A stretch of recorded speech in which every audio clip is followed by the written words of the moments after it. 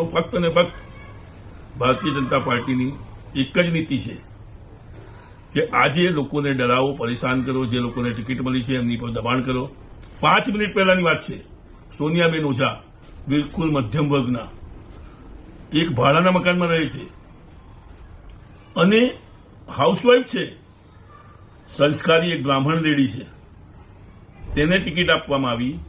Sayajipura police સ્ટેશનમાંથી જઈ અને સોનિયાબેન ઓઝાના પૂરેપૂરા પરિવારને પકડી અને સયાજીગંજ પોલીસ સ્ટેશનમાં લાવવામાં આવ્યા છે. કેમ?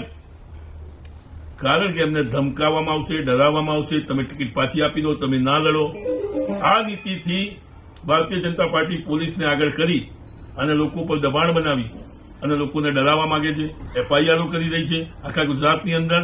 તમામ જગ્યાએ ભારતીય જનતા પાર્ટીએ લોકોને પકડી ખોટી રીતે એફઆઈઆરો કરી છે. પરંતુ આ ઘણો સમય હવે આગળ નહીં ચાલે. જનતા હોશિયાર છે, જનતા બધું જ જાણે છે અને વડોદરાની અંદરથી ભારતીય જનતા પાર્ટીની એવી હાલ થશે કે એમને ડિપોઝિટ બચાવવી ભારે પડશે. જય હિન્દ, જય ભારત. આમ આદમી પાર્ટી વડોદરા શહેર પ્રમુખ અશોક ઓઝા.